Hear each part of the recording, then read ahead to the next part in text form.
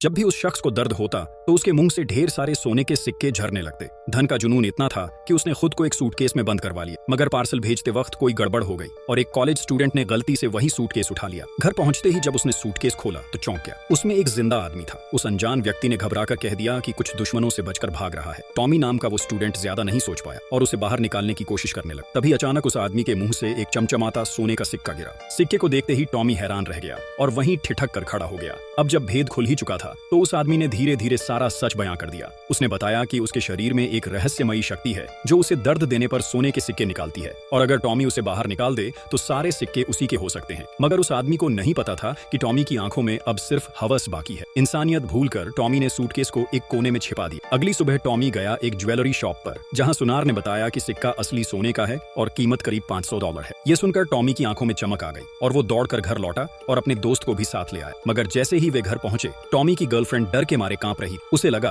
कि टॉमी ने शायद किसी का कत्ल कर दिया, क्योंकि सूटकेस से किसी के हाथ की उंगलियां बाहर निकली थीं। टॉमी भागा अंदर की ओर और देखा कि वो आदमी अभी जिंदा है। गर्लफ्रेंड ने जल्दी से मदद करने की कोशिश की, पर जैसे ही उसने उसे खींचा फिर से एक सिक्का गिरा। गर्लफ्रेंड ने ज्यादा ध्यान नहीं दिया, लेकिन टॉमी का दोस्त पूरी तरह लालच के नशे में डूब चुका था। उसने बिना सोचे समझे सूटकेस को पकड़कर सीढ़ियों से नीचे फेंक दिया। सिक्के पूरे कमरे में बिखर गए और अब हर आंख सिर्फ उन्हीं पर टिकी थी। फिर सबने मिलकर उस बेबस आदमी को तरह तरह की पीड़ा देने का खेल शुरू कर दिया। पहले किराया चुकाया, फिर उनकी जिंदगी शाही हो गई और जैसे जैसे लालच बढ़ता गया उनकी सीमाएं मिटने लगी। अब तो उन्होंने उसे करंट तक देना शुरू कर दिया। आदमी की हालत नाजुक हो चली थी, लेकिन उसने एक बार भी दया की भीख नहीं मांगी। शायद उसे एहसास हो गया था कि उसका वक्त अब बहुत कम है। एक दिन अचानक टॉमी को ग्लानि ने घेर लिया। उसे लगा कि अब हद हो गई और उसने कहा हमें इसे छोड़ देना चाहिए। मगर उसका दोस्त और गर्लफ्रेंड इस खजाने को छोड़ने को तैयार नहीं थे। दोस्त ने एक आखिरी बार फिर से बिजली का झटका देने के लिए बटन दबा दिया। ये देखकर टॉमी तिलमिला उठा और पुलिस को कॉल करने लगा, लेकिन गर्लफ्रेंड ने झपटकर उसका फोन छीना और गुस्से में आकर उसे हथौड़े से तोड़ डाला।